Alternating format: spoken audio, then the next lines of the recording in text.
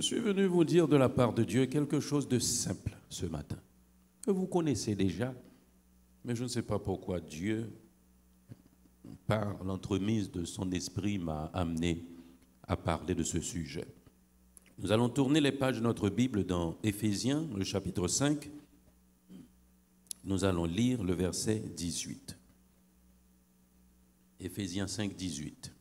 Je lis pour vous et je vous demande de reprendre. Ne vous enivrez pas de vin, c'est de la débauche. Soyez au contraire remplis de l'esprit. Vous avez cette portion? Si vous l'avez, allons lire. Non, état fiateur pas lire, oui, on reprend. Oh. Éphésiens 5, 18, allez-y.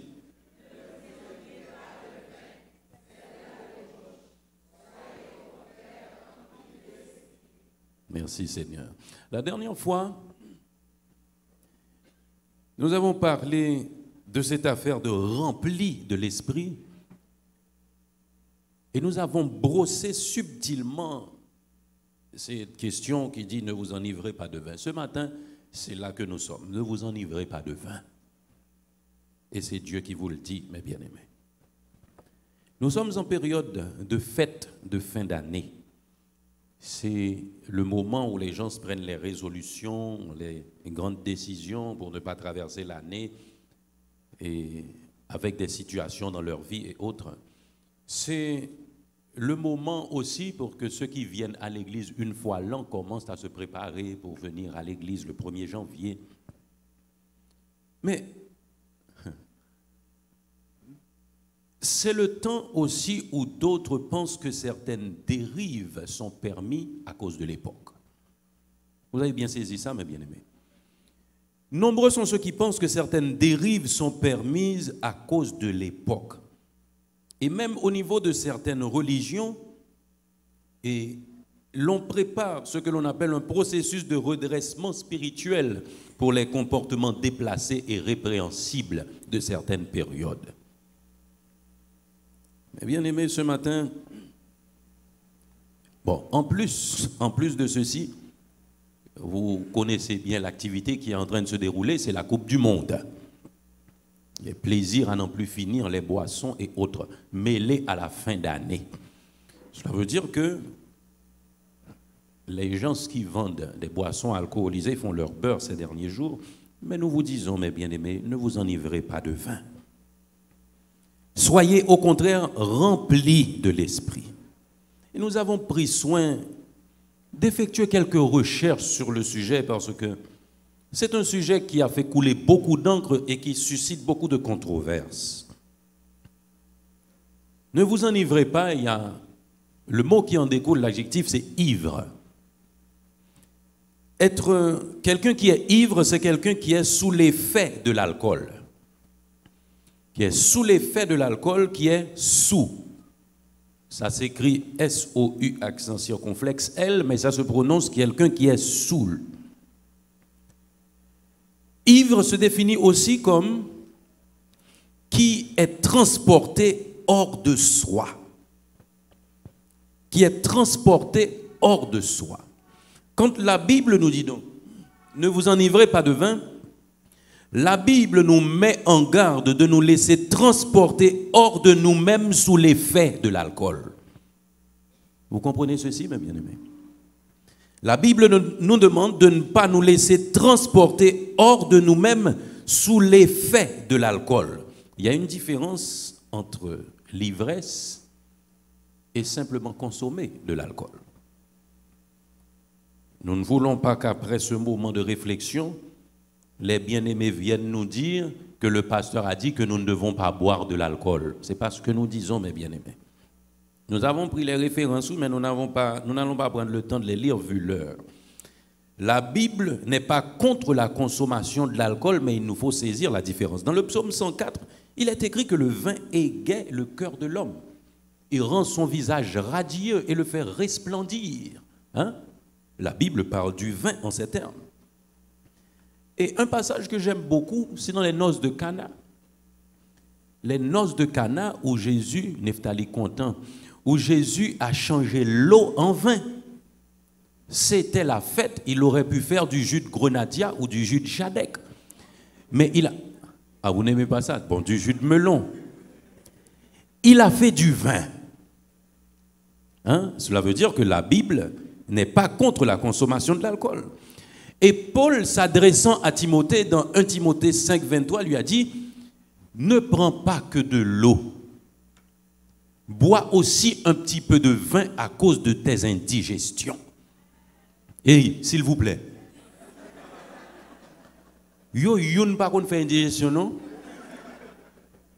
Hein? C'est ce que l'apôtre Paul a dit à son serviteur Timothée.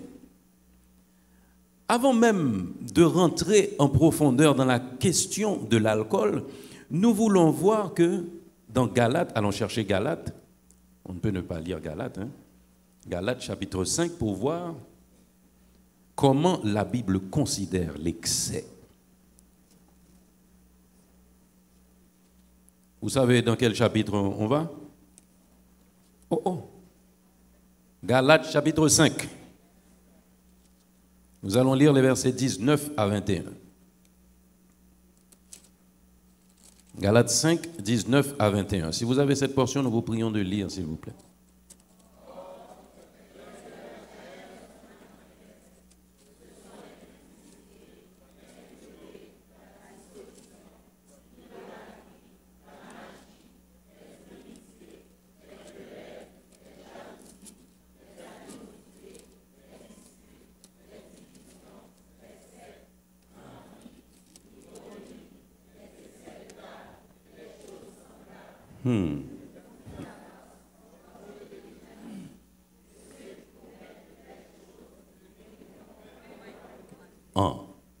L'ivrognerie, les excès de table. Et c'est quoi la conséquence?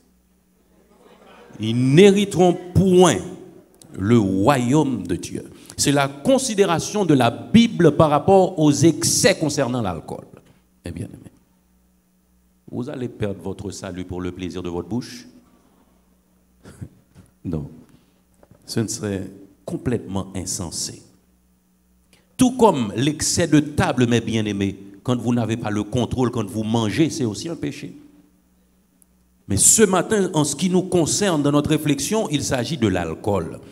Ainsi, Dieu demande aux chrétiens d'éviter l'ivresse. La Bible condamne l'ébriété et ses effets, mes bien-aimés. Les chrétiens ne doivent laisser quoi que ce soit les asservir. L'asservissement est dangereux, mes bien-aimés. 1 Corinthiens 6, 12 me dit, si vous l'avez rapidement, nous le lisons. 1 Corinthiens 6, 12.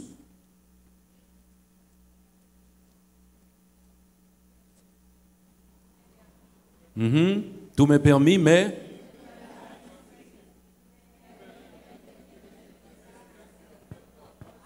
je ne me laisserai asservir par quoi que ce soit. Et ce que nous comprenons dans cette affaire d'alcool, mes bien-aimés, quand vous n'avez pas la maîtrise, cela vous a servi et produit ce qu'on appelle la dépendance. Allons dans Proverbe 23, nous allons lire les versets 29 à 35. J'évite de parler beaucoup. Si vous avez quelque chose à faire, vous allez brûler votre Bible, mais vous n'allez pas me sacrifier. Parce que c'est la Bible qui parle ce matin.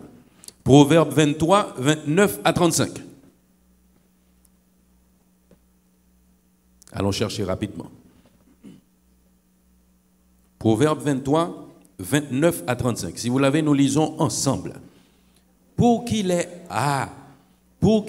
hélas, pour qu'il ait dispute, pour qu'il ait plainte, pour qu'il ait blessure sans raison, pour qu'il ait yeux rouges, pour ceux qui s'attardent auprès du vin, pour ceux qui vont déguster du vin mêlé. Ne regarde pas le vin qui paraît d'un beau rouge et qui fait des perles dans la coupe et qui coule aisément.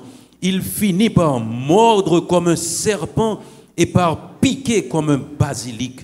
Tes yeux se porteront sur des étrangères et ton cœur parlera d'une manière perverse. Tu seras comme un homme couché au milieu de la mer, comme un homme couché sur le sommet d'un mât. On m'a frappé, je n'ai point de mal. On m'a battu, je ne sens rien. Quand me réveillerai-je, j'en veux encore. Ah. On va mettre fini message là. L'addiction à l'alcool, mes bien-aimés, c'est interdit dans les Saintes Écritures. Boire de l'alcool, ce n'est pas un péché. Ce n'est pas un péché. Mais se laisser avoir, cela produit chez l'être humain d'une manière générale des altérations de l'attitude, des troubles du comportement et une dépendance, donc l'asservissement. Je ne sais pas si vous voyez ce que cette parole nous dit. Hein? Tes yeux se porteront sur des étrangères. Pour qui ça passe? Au vin pas ouais bien. Tes yeux. Il y a un homme qui a fait une blague. Il a dit, je ne trompe jamais ma femme, mais je me trompe souvent de femme. Sûrement le bois. Quand vous buvez, mes bien-aimés, vous ne voyez pas bien. Tes yeux se porteront sur des étrangères et ton cœur parlera d'une manière perverse. À cause de quoi? À cause de l'alcool. Et l'asservissement, on m'a frappé, je n'ai point de mal. Même physiquement, cela entrave votre bon fonctionnement au niveau de votre organisme. On m'a battu, je ne sens rien. Quand me réveillerai-je? J'en veux encore. Sac m'étonnant et taouya ou manda encore. Ah, si vous aviez l'habitude de boire, vous allez comprendre ce que la Bible est en train de raconter. Mais vous avez aujourd'hui une mise en garde pour ne pas arriver à ce niveau. Et un conseil personnel, et je crois aussi avoir l'Esprit de Dieu. Sous suspect qu'on n'a pas bien contrôle là, pas boire du tout. Je n'en peux amen. Je me dis amen pas maintenant pour moi. Et puis je quitte à l'Éternel va décider. Mais bien aimé, il nous faut avoir le contrôle de ce que nous sommes. Et puis, en tant qu'enfants de Dieu, nous devons avoir la charité pour les autres. Il y en a qui consomment de l'alcool, qui ne sont jamais ivres. Et ils en prennent beaucoup. Quand un autre vous regarde prendre autant d'alcool, il a envie de prendre aussi. Mais qu'est-ce que l'apôtre Paul nous dit dans 1 Corinthiens 8, les versets 9 à 13? On va avoir un message à matin. Décembre, passé à déclarer où? Eh bien aimé, aimez la parole de Dieu. 1 Corinthiens 8, le verset 9 à 13. Allons lire. On reprend. 1 Corinthiens 8, 9 à 13. Prenez garde toutefois que votre liberté ne devienne une pierre d'achoppement pour les faibles.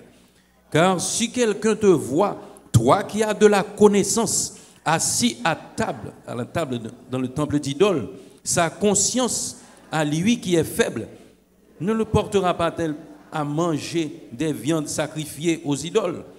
Et ainsi, le faible périra par ta connaissance, le frère pour lequel Christ est mort, en péchant de la sorte contre les frères et en blessant leur conscience faible, vous péchez contre Christ.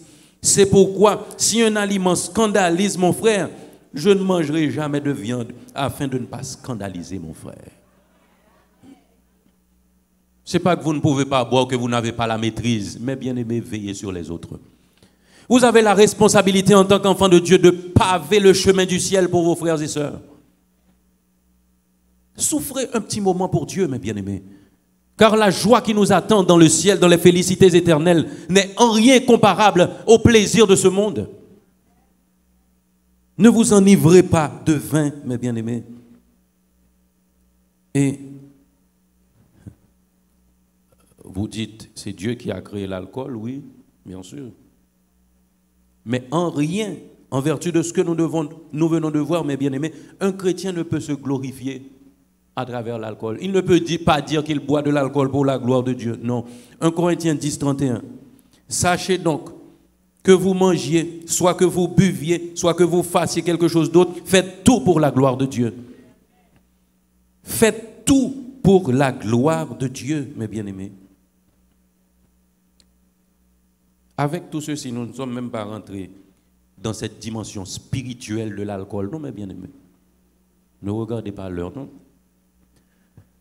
Alors, on a tendance à considérer une partie de ce que l'on appelle le syncrétisme religieux et à négliger d'autres parties d'importance. Le syncrétisme religieux, le syncrétisme en soi, comme vocable, c'est une sorte de combinaison de doctrines, de systèmes initialement incompatibles. Vous avez compris ceci? Le syncrétisme, c'est une sorte de combinaison de doctrines et de systèmes initialement incompatibles. D'une manière générale, le syncrétisme ouvre la voie à des choses qui, en temps normal, ne sont pas admises. C'est très profond ce que l'on est en train de vous dire là. C'est une combinaison de doctrines et de systèmes initialement incompatibles et d'une manière générale, le syncrétisme ouvre la voie à des choses qui, en temps normal, ne sont pas admises. Bacchus, selon les Romains, vous savez qui il est? Bacchus, dans la mythologie romaine, c'est le dieu du vin et des plaisirs. Dans la mythologie grecque, il se nomme Dionysos, le dieu du vin et des plaisirs. Mais bien aimés, nous avons entendu souvent parler de syncrétisme religieux et par rapport à nos anciens colons qui adoraient les saints et pour que les esclaves puissent arranger leurs affaires et constituer ce que l'on appellerait le vaudou haïtien, ils ont utilisé ce syncrétisme religieux avec les mêmes images un petit peu modifiées de l'église traditionnelle. Ils ont nommé ce que l'on appelle leur loi, qui s'écrit L-O-A. À chaque image de saint correspond une image de loi.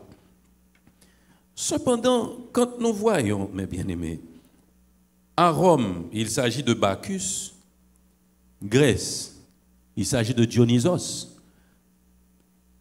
à regarder les images de ce que nous avons en Haïti,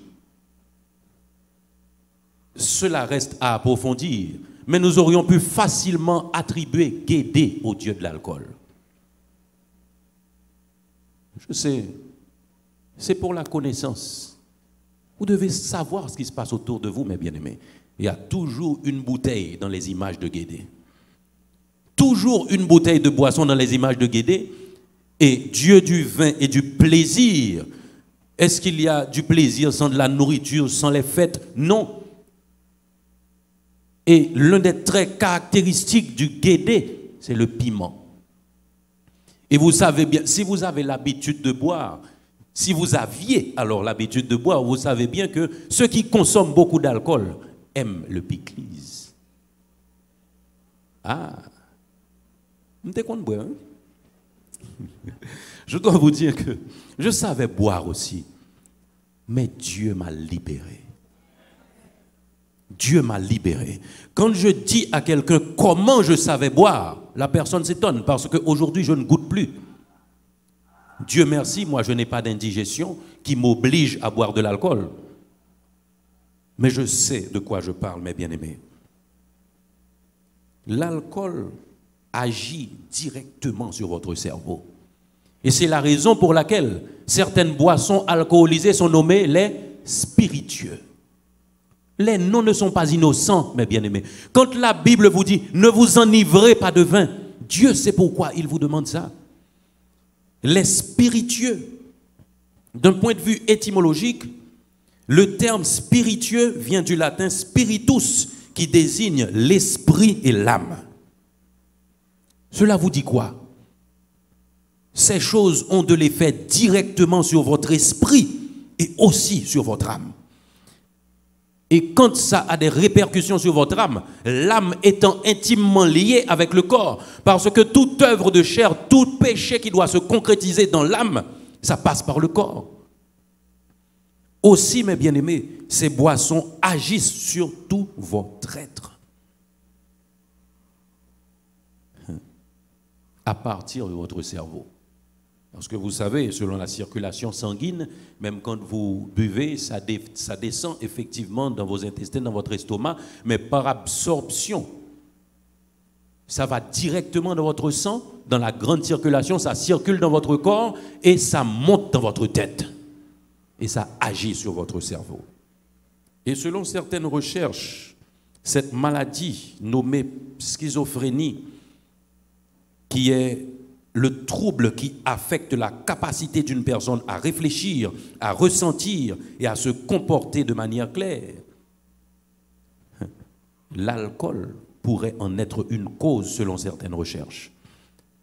Lorsque les symptômes précurseurs de cette maladie sont associés à la consommation de substances psychoactives comme l'alcool, le risque est plus élevé de développer une maladie mentale. En effet, l'alcool pourrait altérer de nombreux neurotransmetteurs, dont le glutamate, qui joue aussi un rôle dans cette maladie qui est la schizophrénie. Trouble mental. Ne vous enivrez pas de vin, mes bien-aimés. Je ne voulais pas courir avec le message. Parce que si Dieu veut vous parler d'un sujet d'aussi grande importance, on ne peut pas le négliger. Ne vous enivrez pas de vin, mes bien-aimés. Et la parole nous dit, soyez au contraire remplis du Saint-Esprit. Pourquoi cette comparaison? Parce que si l'Esprit de Dieu peut vous remplir, l'alcool aussi peut vous remplir. Et quand l'alcool vous remplit, cela prend la place de l'Esprit de Dieu qui devait vous habiter. C'est important pour nous de le comprendre, mes bien-aimés. Ne vous enivrez pas de vin. Nous retournons dans Proverbe 23. Proverbe 23, le verset 21. Nous allons lire. Parce que tout ce que Dieu pose comme principe, quand ces principes ne sont pas respectés, les conséquences viennent. Proverbe 23, 21, et c'est à partir de là que nous approchons du terme de notre moment de ce matin. Car l'ivrogne et celui qui se livre à des excès s'appauvrissent, et l'assoupissement fait porter des haillons. Ah. Nous sommes des enfants de Dieu appelés à réussir. Et comment réussir dans nos entreprises? C'est de ne pas laisser le livre, les lois de Dieu, que nos cœurs ne s'en détournent pas, que nous puissions avoir du succès dans nos entreprises et de réussir. Voilà que le verset 21 de Proverbe 23 me dit, car l'ivrogne et celui qui se livre à des excès s'appauvrissent, et l'assoupissement fait porter des haillons. Cela veut dire, quand vous vous enivrez de vin, vous en prenez l'habitude, vous êtes à la recherche de deux choses. D'abord, le blocage de votre sanctification, sans laquelle nul ne verra le Seigneur. La deuxième chose, la recherche de l'échec du point de vue social et économique. Vous avez bien entendu ça, mes bien-aimés. Quand vous vous enivrez de vin, vous êtes à la recherche de deux choses. Du blocage de votre sanctification, sans laquelle vous ne verrez pas le Seigneur. La deuxième chose, vous courez à votre échec du point de vue social et économique. Parce que la parole me dit très clairement, celui-là s'appauvrit, l'échec économique et l'assoupissement fait porter des haillons. Pas que moun qui prend moun qui nan rayon vient maintenant mettre dans la société. Ah. La parole est dure ce matin. Mais cela nous vient de Dieu. Gardons-nous, mes bien-aimés, de nous laisser asservir. La seule chose qui doit pouvoir nous contrôler, c'est le Saint-Esprit. Que Dieu vous bénisse.